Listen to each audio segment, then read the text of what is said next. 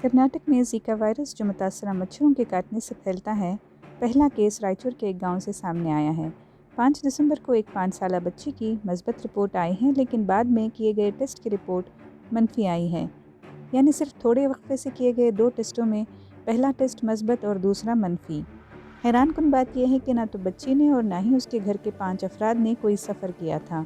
दिलचस्प बात यह है कि लड़की के ख़ानदान के 5 अफराद के खून और सीरम के नमूने जो टेस्ट के लिए भी भेजे गए थे, ज़िका वायरस के लिए मनफी पाए गए हैं।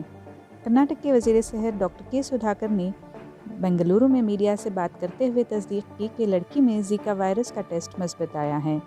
उन्होंने मज़ीद कहा कि ज़िका वायरस के केस इससे कबल केरला, उत्तर प्रदेश, महाराष्ट्र से चंद माह कबल रिपोर्ट हुए थे, लेकिन ये लड़की कर्नाटक में पहला केस है। डॉक्टर सुधाकर ने कहा कि रियासती हुकूमत एहतियात के साथ सूरत हाल पर नज़र रखे हुए हैं और घबराने की कोई वजह नहीं है। महकमा सेहत जल्द ही ज़िका वायरस से निपटने के लिए तफसीली हिदायत जारी करेगा।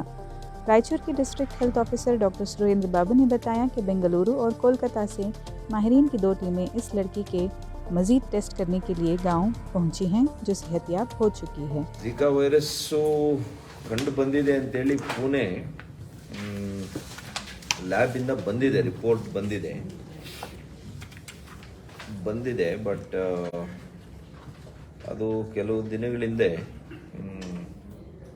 ಐ ಕ್ಯಾನ್ ಟೆಲ್ ಯು 5/12 5ನೇ ತಾರೀಕು 12ನೇ ತಿಂಗಳು ಇದನ್ನು ಪ್ರೊಸೆಸ್ ಮಾಡಿದ್ದಾರೆ. ರಿಪೋರ್ಟ್ ಮಾಡಿರೋದು 8/12. ಒಟ್ಟು 3 ಸ್ಪೆಸಿಮೆನ್ಸ್ ಕಳಿಸಿದ್ದಾರೆ. ಅದರಲ್ಲಿ 2 ನೆಗೆಟಿವ್ ಬಂದಿದೆ, 1 ಮಾತ್ರ ಪಾಸಿಟಿವ್ ಬಂದಿದೆ. ಏಜು 5 ವರ್ಷದ ಹೆಣ್ಮಗಳು, is A girl child of 5 years ಅವರಿಗೆ ಬಂದಿದೆ. ಬಟ್ ಅಲ್ಲಿ ಈಗಾಗಲೇ ನಾವು ಭಾಳ ದೊಡ್ಡ ರೀತಿಯಲ್ಲಿ ಅದನ್ನೆಲ್ಲ ಕೂಡ ನಿಗಾ ಇಟ್ಟಿದ್ದೀವಿ. ಈ ಹಿಂದೆ ನೀವು ನೋಡಿದ್ದೀರಿ, ಕೆಲವು ತಿಂಗಳುಗಳ ಹಿಂದೆ ಮಹಾರಾಷ್ಟ್ರದಲ್ಲಿ, ಕೇರಳದಲ್ಲಿ ಮತ್ತು ಉತ್ತರ ಪ್ರದೇಶದಲ್ಲಿ 3 ರಾಜ್ಯಗಳಲ್ಲಿ ಈ ಝಿಕಾ ವೈರಸ್ ಕಂಡು ಬಂದಿದೆ. ಇಲ್ಲಿ ನಮಗೆ ಒಂದು ಖಚಿತ ಪ್ರಕರಣ ಅಂತೇಳಿ ನಾನು ಹೇಳಬೇಕಾಗ್ತದೆ. ಇದು ಮೊದಲನೇದು ನಮ್ಮ ಕರ್ನಾಟಕ ರಾಜ್ಯದಲ್ಲಿ. ಅದು ಕೂಡ ಈ ಡೆಂಗಿ ಮತ್ತು ಚಿಕನ್ ಗುನ್ಯಾ ಪರೀಕ್ಷೆಗೆ ಒಳಪಡಿಸಲಾಗಿದ್ದಂಥ ಒಂದು ಟೆಸ್ಟ್ ಇದು. ಆ ಸೀರಮನ್ನು ನಾವು ಅವ್ರಿಗೆ ಕಳಿಸ್ಕೊಟ್ಟಾಗ ಸಾಮಾನ್ಯವಾಗಿ 10% ನಾವು ಎಲ್ಲ ಈ ಥರ ಸ್ಯಾಂಪಲ್ಸನ್ನು ಪುಣೆಗೆ ಕಳಿಸ್ಕೊಡ್ತೀವಿ. ಅದರಲ್ಲಿ ಇದು ಒಂದು ಪಾಸಿಟಿವ್ ಅಂತ ಬಂದಿದೆ. ಹಾಗಾಗಿ ನಾವು ಭಾಳಷ್ಟು ಇದರ ಬಗ್ಗೆ ಗಮನ ವಹಿಸಿದ್ದೇವೆ. ಎಚ್ಚರಿಕೆಯಿಂದ ನಾವು ರಾಯಚೂರು ಮತ್ತು ನೆರೆ ಜಿಲ್ಲೆಗಳಲ್ಲಿ ಕೂಡ ನಮ್ಮ ಎಲ್ಲ ಸರ್ವೇಲೆನ್ಸ್ ಅಧಿಕಾರಿಗಳಿಗೆ ಸೂಚನೆಯನ್ನು ಕೊಟ್ಟಿದ್ದೀವಿ. ಯಾವುದೇ ಈ ರೀತಿಯ ಇನ್ಫೆಕ್ಷನ್ಸು ಯಾವುದೇ ಆಸ್ಪತ್ರೆಗಳಲ್ಲಿ ದಾಖಲಾದರೆ ಖಂಡಿತವಾಗಿಯೂ ಕೂಡ ಇದನ್ನು ಸ್ಯಾಂಪಲ್ಸನ್ನು ಕಳಿಸಿ ಈ ಝಿಕಾ ವೈರಸ್ಗೆ ಪರೀಕ್ಷೆಯನ್ನು ಮಾಡಿಸಬೇಕು ಅಂತ ಹೇಳಿದ್ದೀವಿ. ಯಾವುದೂ ಕೂಡ ಇಲ್ಲಿವರೆಗೂ ಬೇರೆ ಪ್ರಕರಣಗಳು ಕಂಡು ಬಂದಿಲ್ಲ. ಯಾರೂ ಕೂಡ ಆತಂಕಕ್ಕೆ ಒಳಗಾಗಬೇಕಾಗಿಲ್ಲ. ಸರ್ಕಾರ ಭಾಳ ಎಚ್ಚರದಿಂದ ಇದನ್ನೆಲ್ಲ ಕೂಡ ಅವಲೋಕಿಸ್ತಾ ಇದೆ.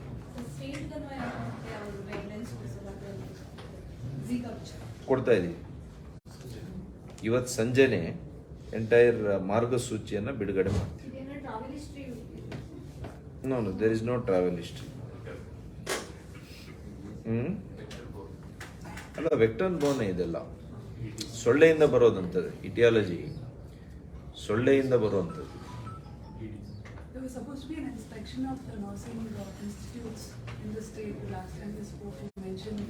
No, they got the stay. The courts have stayed it. Yeah. But we are pursuing it. The matter is in the court. So, winter season guidelines something of this. ಕೊಡ್ತೀವಿ ಇವಾಗ ಎಂಟೈರ್ ಅಲ್ಲ ಝಿಕಾ ವೈರಸ್ಸಿಗೆ ಮತ್ತು ಈಗ ಇರ್ತಕ್ಕಂಥ URT infections because of the weather, winter season ಆಗಿರೋದಕ್ಕೆ ಮತ್ತು ಈ ಒಂದು ಏನು ಚಂಡಮಾರುತ ಎಫೆಕ್ಟ್ಸ್ ಏನಿದೆ ಇದೆಲ್ಲದಕ್ಕೂ ಸೇರಿ ಝಿಕಾಗೆ ಸಪ್ರೇಟ್ ರಿಲೀಸ್ ಮಾಡ್ತೇವೆ. ಇದಕ್ಕೆ ಸಾಮಾನ್ಯವಾಗಿ ನೆಕ್ಸ್ಟ್ 3 ಮಂತ್ಸ್ ಯಾವ ರೀತಿ ನಾವು ಎಚ್ಚರ ವಹಿಸಬೇಕು, ಡಿಫ್ರೆಂಟ್ ಏಜ್ ಗ್ರೂಪ್ಸ್, ಮಕ್ಕಳಿಗೆ ಯಾವ ರೀತಿ ನೀವು ಎಚ್ಚರ ವಹಿಸಬೇಕು,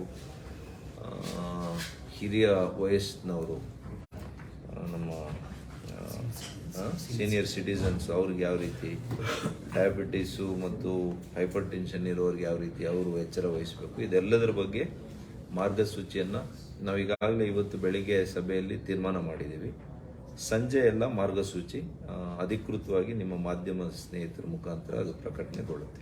ತಾವು ಹೇಳ್ದಂಗೆ ರಾಯಚೂರು ಜಿಲ್ಲೆಯ ಮಾನ್ವಿ ತಾಲೂಕಿನ ನೀರ್ಮಾನ್ವಿ ಹತ್ರ ಬರ್ತಕ್ಕಂಥ ಕೋಳಿ ಕ್ಯಾಂಪಲ್ಲಿ 5 ವರ್ಷದ ಬಾಲಕಿಗೆ 13ನೇ ತಾರೀಕು ನವೆಂಬರ್ ತಿಂಗಳಲ್ಲಿ ಜ್ವರ ಬಂದಾಗ ಆ ಮಗುವನ್ನು ಸ್ಥಳೀಯ ಮಕ್ಕಳ ಡಾಕ್ಟರ್ಗಳಲ್ಲಿ ತೋರಿಸಿದ್ದಾರೆ. ಅಲ್ಲಿಂದ ಆ ಮಗು ಸಿಂಧನೂರಿನ ಮಕ್ಕಳ ಡಾಕ್ಟರ್ ಹತ್ರ ಹೋಗಿದ್ದಾರೆ.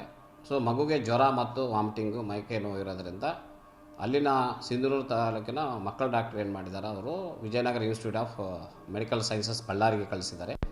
ಬಳ್ಳಾರಿಯಲ್ಲಿ ಮಗು 15ನೇ ತಾರೀಕಿಂದ 18ನೇ ತಾರೀಕುವರೆಗೆ ಅಡ್ಮಿಟ್ ಆಗಿತ್ತು. ಆ ಅಡ್ಮಿಟ್ ಆದಾಗ ಮಗುಗೆ ಡೆಂಗ್ಯೂ ಲಕ್ಷಣಗಳು ಇರೋದರಿಂದ ಡೆಂಗ್ಯೂ ಟೆಸ್ಟ್ ಮಾಡಿದಾಗ ನೆಗೆಟಿವ್ ಬಂದಿದೆ.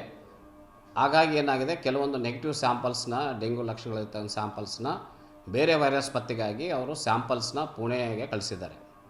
ನ್ಯಾಷನಲ್ ಇನ್ಸ್ಟಿಟ್ಯೂಟ್ ಆಫ್ ವೈರಾಲಜಿಯಲ್ಲಿ ಕಳಿಸಿದಾಗ ಈ ಮಗುಗೆ ಜೀಕಾ ವೈರಸ್ ಪಾಸಿಟಿವ್ ಇದೆ ಅಂತೇಳಿ ಪತ್ತೆಯಾಗಿದೆ ಅಂತ ನಮಗೆ 9ನೇ ತಾರೀಕು ವರದಿ ಆಯಿತು. ಅದರಂತೆ ರಾಜ್ಯ ಮಟ್ಟದಿಂದ ಕೂಡ ನಮಗೆ ಲೆಟರ್ ಕಳಿಸಿದರು. ಆ ಮಗುದು ಸ್ಯಾಂಪಲ್ಸ್ ಕೂಡ, ಮಗು ಏನಾಗಿದೆ 15ನೇ ತಾರೀಕಿಂದ 18ನೇ ತಾರೀಕಿಗೆ ಅಡ್ಮಿಟ್ ಆಗಿ ಟ್ರೀಟ್ಮೆಂಟ್ ತೊಗೊಂಡು ಆರಾಮಾಗಿ ಡಿಸ್ಚಾರ್ಜ್ ಆಗಿದೆ.